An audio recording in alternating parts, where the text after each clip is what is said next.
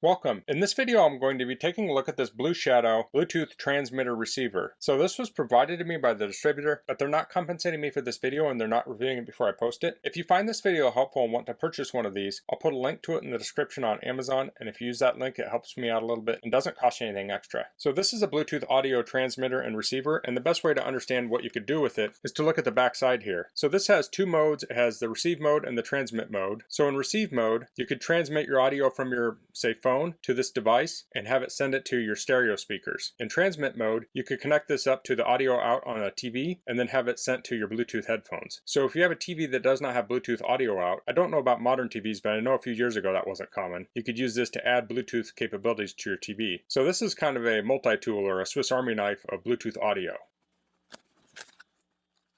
Looks like we have a box and another box. So here's the device.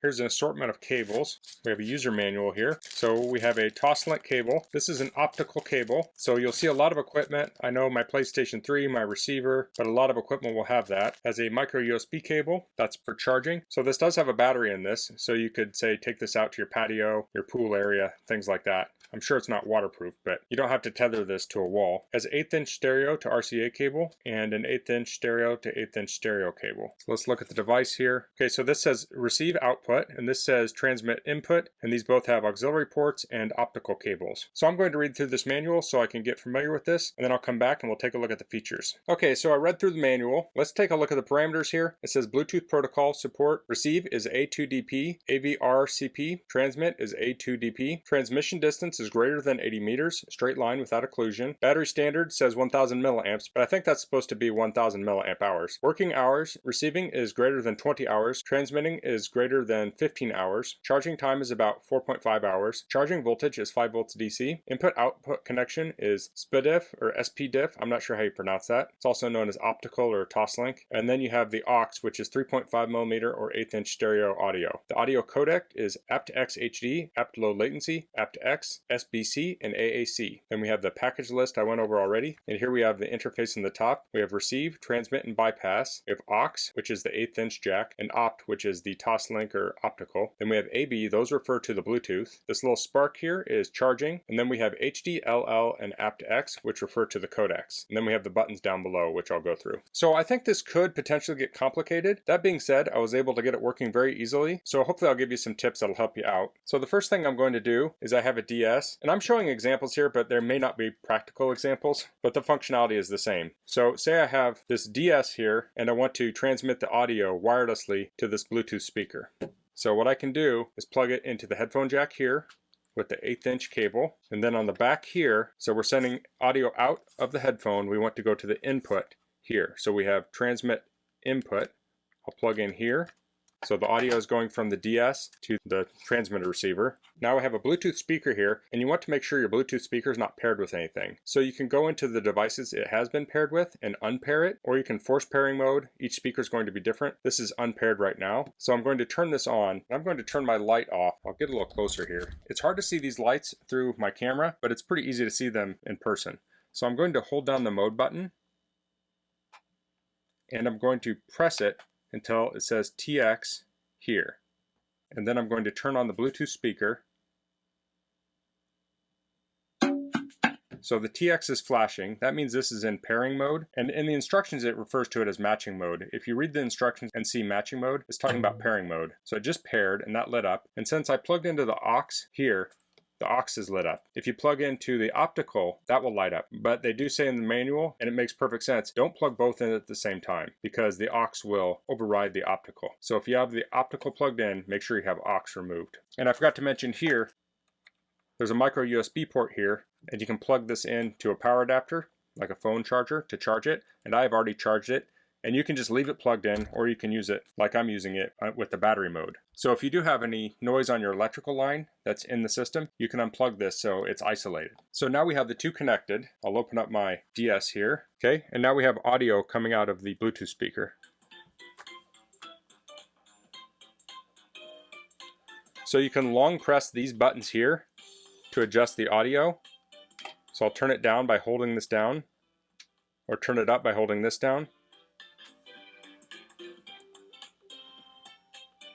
So I do have to hold my other finger on here. This gets kind of tippy. I can also adjust the audio on here too. This may seem kind of dumb to stream from a DS to a Bluetooth speaker because you have all this wire hanging off here, but it's an easy way to show how this works. So probably a more feasible example would be to take a record player that has RCA out. It does have to have an amplified out. You can't have this doesn't have a preamp in it, but you could plug this into here and then plug this into, say, an old record player, and you could stream your records to Bluetooth, which some people may think is dumb, but maybe you want to put a Bluetooth speaker on your patio and listen to records and the record player's in a different room. So this has the capability of connecting to 2 Bluetooth devices. So I have another Bluetooth speaker here. This is unpaired.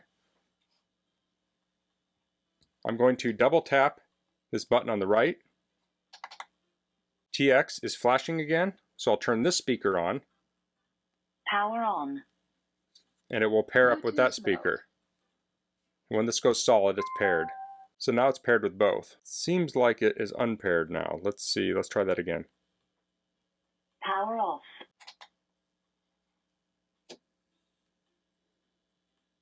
Power on. Bluetooth mode. Okay, there we go. So now it's paired with both.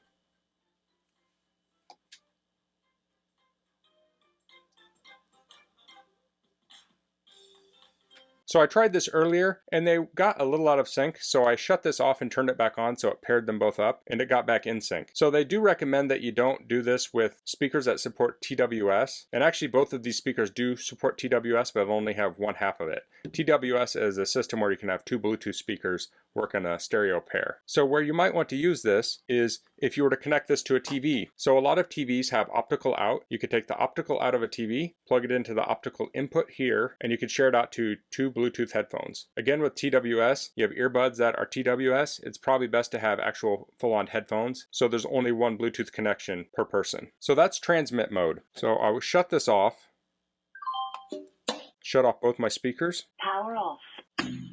Now, let's assume we want to connect this up to a traditional stereo. So if we go on the back here, we want to send audio out of this, so we have RX out, and we want to connect this up to a stereo. So I didn't want to drag my stereo down here, but I have a device that has an amplifier in it that works similar to a stereo. So this has a line in.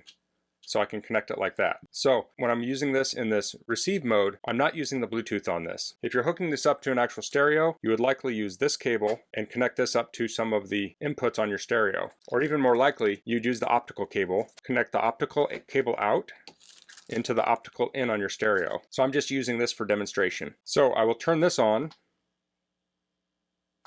We're in transmit mode. I'll hit mode. We want to go to receive mode. It's on bypass now. I'll hit it again. Now we're on receive mode and it's flashing because it wants me to pair this. So I'm going to go in my Bluetooth settings on my device, and I have an iPad here, and I'll choose BT-B27. So that's connected. Now I can turn on this speaker. Power on. And I could have turned it on before. Line in. So I'll go to my audio application and I can play music here. And now the music is coming through on the speaker. So now these buttons we were changing volume with before will change track because it'll send that back to this. So I can hit forward here, goes to the next track.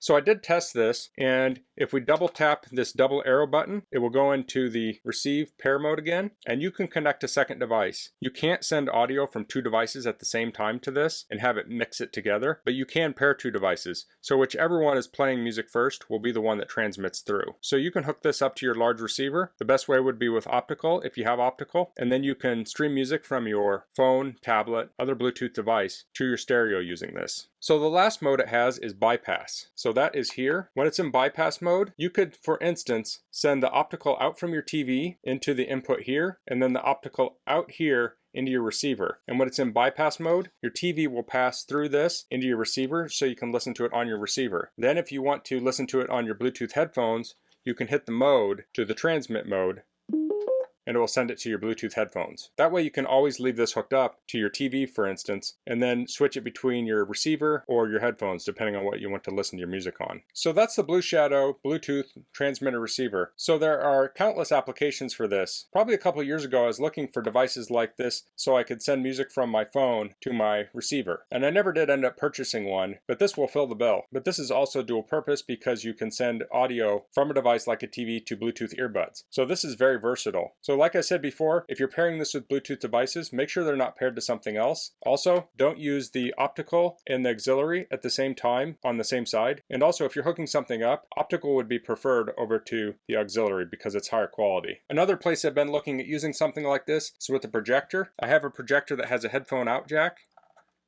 and I've wanted to hook it up to Bluetooth speakers, but I don't have Bluetooth output on my projector. So I can connect it into this device, and then I can send the output to a Bluetooth speaker. That way, if I'm having an outdoor movie night, I can have Bluetooth speakers sitting in front of the screen, and I can have the projector in the back and have better audio than the audio coming out of the projector itself. So that's all I'm going to cover in this video. If you have any questions, please leave them in the comments. If you like this video, please click like. If you haven't subscribed to my channel, I'd appreciate if you could do that. And thanks for watching. Until next time, goodbye.